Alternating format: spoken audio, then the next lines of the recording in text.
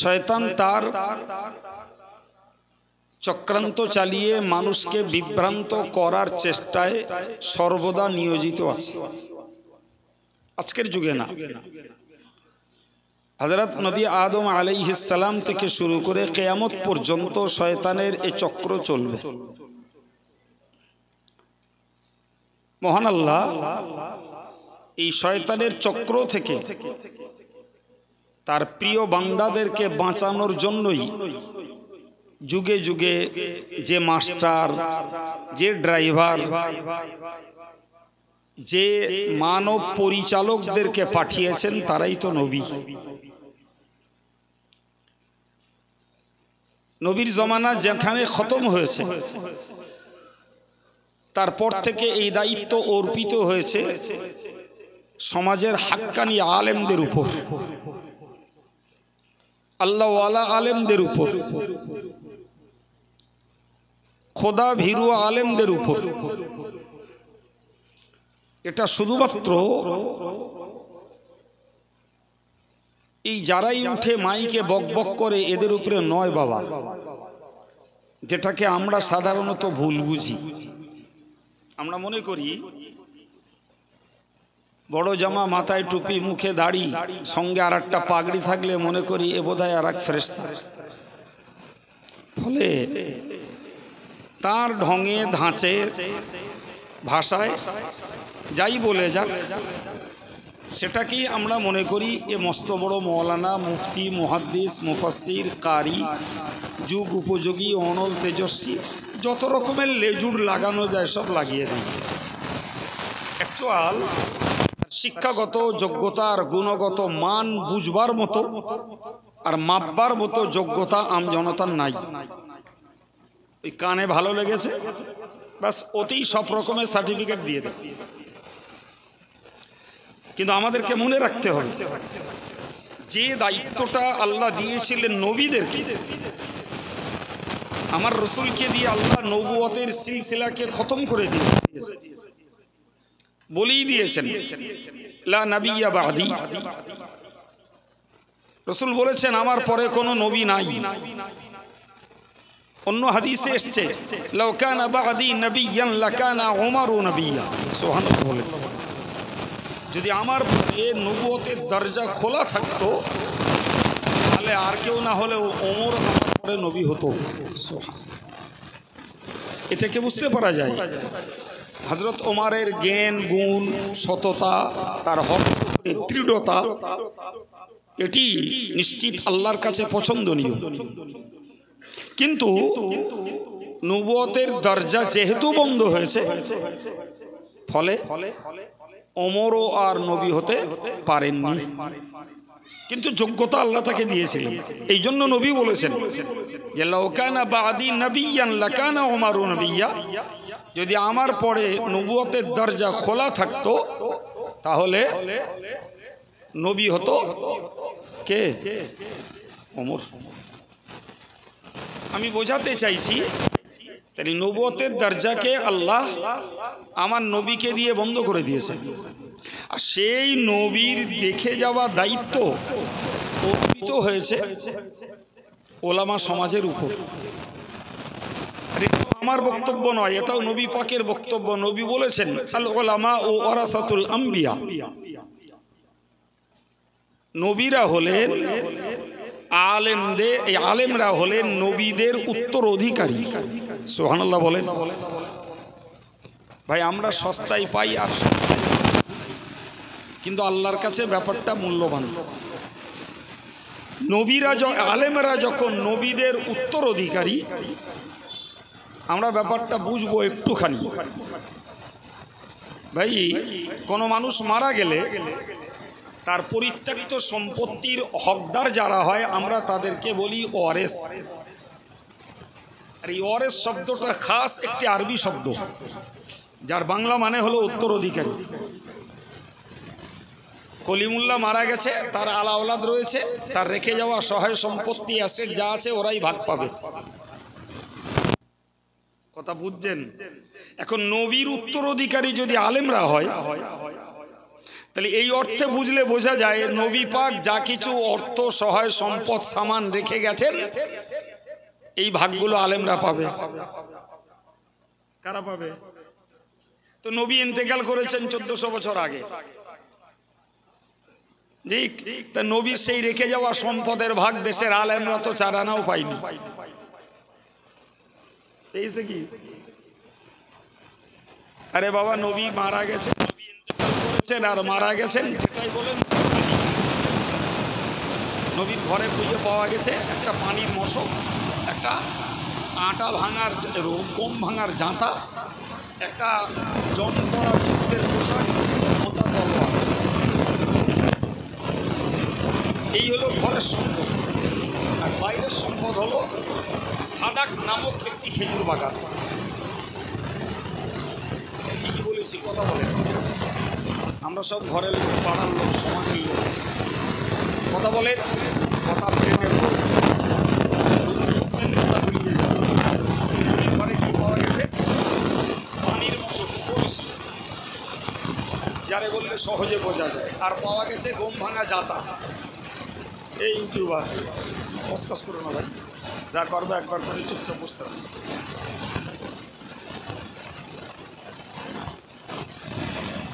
কথা বুঝে আসছে বাবা? আর কি পাওয়া গেছে? একটা যুদ্ধের পোশাক আর একটা মোটা তলোয়ার।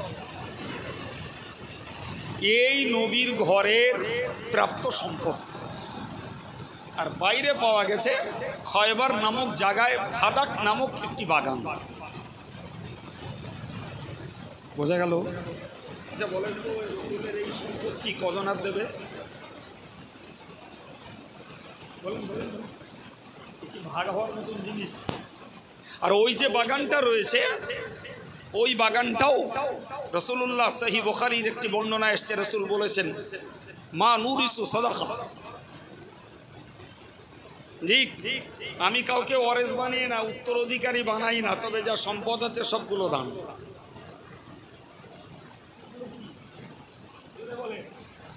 ওতে আর দাঁত বেঁধানোর জায়গা আছে ভাই? দান করে তাতে আর দাবি করা যায়?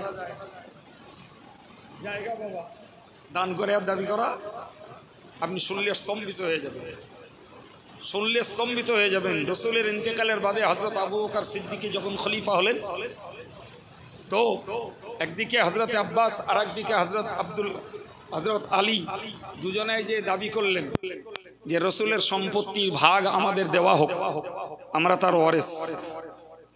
প্রিয় নবীর সাহাবী হযরত আবু বকর এই হাদিসটা বললেন যে নবী বলেছেন, আমি যা রেখে যাচ্ছি মা তারাকনা সাদাকা, ওগুলো সব সদকা। সুতরাং সদকার মানে আর ফরজ বসে না। কত মাথায় গেল? আরে বাবা, বাপ মরে গেছে, 10 কাঠা জমি মসজিদে দিয়ে গেছে। এখন যদি ছেলেরা বলে যে ওই মসজিদের সম্পত্তি আমরা ভাগ নেব, মসজিদ কমিটি দেবে না কোর্টে যাবে? বলেন বলেন বলেন। তোমার বাপ যখন হাত কেটে দান করে গেছে, ওতে দাঁত বিধানোর অধিকার তোমার নাই। অতএব রাসূলুল্লাহ যখন তার সম্পত্তিকে দান বলে করে গেছেন, হে ফাতেমা, হে আলী, তুমি ফাতেমার স্বামী হিসাবে ওই সম্পত্তির ভাগ পেতে পারো না। হে আব্বাস, তুমি রাসূলের চাচা হিসাবে ওই সম্পত্তির ভাগ পেতে পারো না। দুজনাই মনক্ষুণ্ণ হয়ে চলে গেল। কিন্তু আবু বকর করবেন কি? ওটা তো নবীর হাদিস। নবী হযরত আবু বকরের পরে ওমর খলিফা হলেন। একইভাবে এনারা দাবি করলেন যে আমাদের ফারাজ দেওয়া হোক। হযরত ওমর বললেন, যদি দেওয়ার হতো তো রসুল দিয়ে যেতেন, আর যদি দেওয়ার হতো তো আমার পূর্বের খলিফা আবু বকর দিতেন। যে কাজ রসুল করেননি, আবু বকর করেনি, ও কাজ আমি করতে পারবো না। এবার বলেন, তাহলে ফাতেমা রসুলের কন্যা হিসাবে রসুলের পরে তিনিই বেঁচে ছিলেন, নবীর সম্পত্তির ফারাজ পেয়েছে। তাড়াতাড়ি বলেন, অজ বাড়ি নিয়ে যেতে হবে, এখান থেকে গেলে হবে না। আর পেয়েছে। আচ্ছা বলেন, ফাতেমা নবীর সরাসরি কন্যা হয়ে যদি নবীর রেখে যাওয়া সম্পত্তির ভাগ না পায়, তো কিয়ামত পর্যন্ত যত আলেম হবে এরা সম্পত্তির ভাগ আর পেতে পারে? তাহলে ওই যে নবী বলেছেন যে আলেমরা নবীর ওয়ারিস হোক আর বড় হোক, সে যদি হয় আল্লাহওয়ালা, সে যদি হয় হাক্কানি, সে যদি হয় আমলওয়ালা, সে নবীর ওয়ারেস। তো সম্পত্তি যখন ফাতেমা পাইনি, তাহলে আলেমরা তো পেল না, তাহলে ওয়ারেস কিসের? প্রশ্ন বোঝা গেছে? আমি হাদিস বলছি সূক্ষ্ম ব্যাখ্যায়, ওয়ারেস কিসের? এর জন্য একটা হাদিস শুনতে হবে। হযরত আবু হুরায়রা রাদিয়াল্লাহু আনহু কোন একদিন মসজিদে নববী থেকে বেরিয়ে মদিনার বাজারে গেছেন। তো বাজার মানে দু রকমের লোকের খেলা, একদল ক্রেতা, একদল বিক্রেতা, না কারা থাকে? এই দুটো দল, কেউ বিক্রি করে, কেউ কেনে। হযরত ওমর মদিনার বাজারে, হযরত আবু হুরায়রা মদিনার বাজারে ঢুকলেন। ঢুকে যাকে সামনে পেলেন সালাম করলেন আর বললেন যে রাসূলুল্লাহ মসজিদে নববীতে তার সম্পত্তি বিতরণ করছে, আর তোমরা এখানে কেনাবেচা করছো। রাসূলের সম্পত্তি যদি পেতে চাও, জলদি মসজিদে নববীতে চলে যাও। ভাই, সম্পত্তি পাওয়ার আগ্রহ আশা কার থাকে না? কথা বলেন না, সবার থাকে না? সাহাবায়ে কেরামেরাও মানুষ। নবীর সম্পত্তি পাওয়ার আশায় তারা ক্রেতার বিক্রেতায় যে যার মাল ফেলে রেখে সোজা মসজিদে নববীতে। আর হযরত আবু হুরায়রা এমুক দিয়ে ঢুকে অমুক দিয়ে বেরিয়ে তিনি আবার মসজিদে নববীতে যাবেন। ইতিমধ্যে প্রথম দিকে যারা গেছিলেন তারা ফিরে আসছে। সামনে দেখা, বললে ভাই আবু হুরায়রা, আপনি যে বললেন রাসূলুল্লাহ সম্পত্তি বিতরণ করছেন, তো আমরা গেছিলাম। তো কই, সেখানে তো কিচ্ছু পাইনি, গম নেই, জম নেই, দিরহাম নেই, দিনার নেই, কিচ্ছু নেই। হযরত আবু হুরায়রা বললেন, আপনারা কি রাসূলুল্লাহকে পাননি? হ্যাঁ পেয়েছি। রাসূল কি করছেন? তো তারা বললেন যে রাসূলুল্লাহ কিছু সাহাবায়ে কেরামদেরকে নিয়ে ইলমে দ্বীন চর্চা করছেন, কোরআন হাদিসের কথা তাদের কাছে শেখাচ্ছেন। হযরত আবু হুরায়রা খোদার কসম করে বলেছিলেন, ওয়াল্লাযী নাফসু বিয়াদিহি, যার হাতে রয়েছে আমার জান, ওই খোদার কসম করে বলছি, রাসূলের সম্পত্তি টাকা পয়সা নয়, ধন দৌলত নয়, গম নয়, জব নয়, দিরহাম নয়, দিনার নয়, রাসূলের রেখে যাওয়া সম্পদই হলো দ্বীনের ইলম। আর একটু জোরে বলেন। সুতরাং দ্বীনের ইলম যে যত বেশি পেয়েছে, সেই নবীর সম্পত্তির তত অধিকারী। কথা বোঝাতে পারলাম? হ্যাঁ। তাহলে ওই হাদিসের কথা বলতে যে আমি যে নবীর সম্পত্তি মানে কি? ধর্মের জ্ঞান। করুন, নবীর সম্পত্তি মানেই হলো ধর্মের জ্ঞান। তাহলে ধর্মের জ্ঞানের অধিকারী যারা, তারাই নবীর ওয়ারেস। কিন্তু সঙ্গে আর একটা কথা মনে রাখতে হবে, হযরত ওমর ফারুক রাদিয়াল্লাহু আনহু কাবে আহবারকে জিজ্ঞাসা করেছিলেন, মান আরবাবুল ইলম, বলবেন জ্ঞানীকে? জ্ঞানীকে আমরা আমভাবে জানি, ডাক্তার, মাস্টার, মিনিস্টার, এমপি, মৌলানা, মুফতি, মুহাদ্দিস, মুফাসসির, এরা সব। কেউ দুনিয়ার জ্ঞানে জ্ঞানী, কেউ ধর্মের জ্ঞানে জ্ঞানী।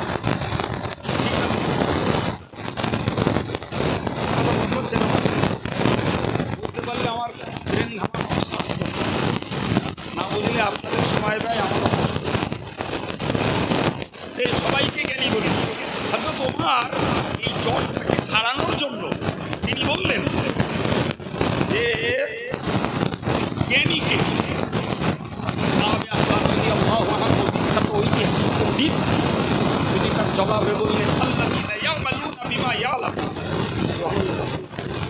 মহব্বত করে বলেন, জ্ঞানী ওই লোকটা যে লোকটা যতটা জ্ঞান অর্জন করেছে ততটা আমল করে, ওই লোকটাকে।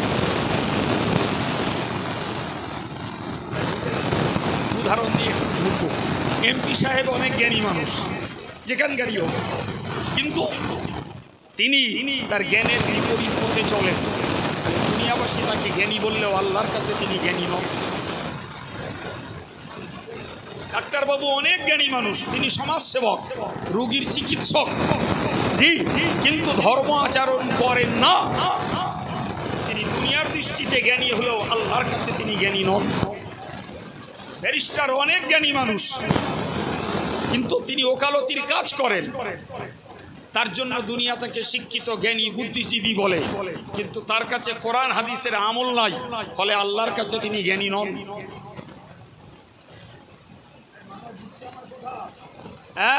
সুতরাং আমি এখানে বকবক যতই করি আর এই জায়গায় বসে যেই বকবক করুক, যদি তার আমল আখলাক ভালো থাকে তবে তিনি সমাজের কাছেও আলেম, আল্লাহর কাছেও আলেম। কিন্তু বকার সময় বকে গেলাম, কাজের সময় উল্টো। সমাজের কাছে তা বড় মুহাদ্দিস, মুফতি, পীর সাহেব, পীরজাদা অনেক কিছু হওয়া যাবে, আল্লাহর কাছে ভিতরে আগুন।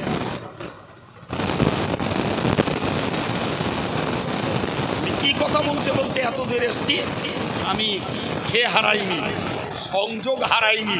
আমি আপনাকে বলেছিলাম যে আল্লাহ পাক বলেছেন সমস্ত কওমের জন্য আমি আল্লাহ নবী পাঠিয়েছি। আর নবুয়তের দরজা যেখানে শেষ, সেখানে দায়িত্ব অর্পিত হয়েছে কাদের উপর? ভালোই বুঝেছেন।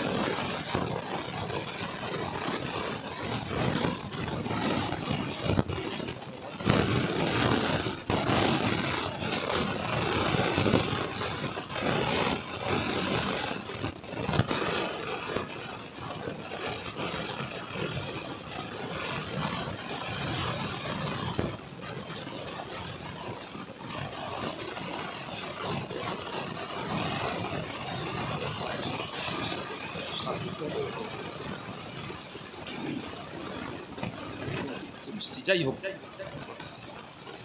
কি বললাম? তাহলে নবীর ওয়ারেস কারা? হাক্কানি। শুধু আলেম বললে ভুল হবে, হাক্কানি, রব্বানি, আল্লাহ ওয়ালা, আল্লাহ ভীরু যারা, তারাই নবীর ওয়ারেস। তাহলে নবুয়তের দরজা যেখানে শেষ, তাহলে দ্বীন প্রচারের প্রকৃত দায়িত্ব তাদের।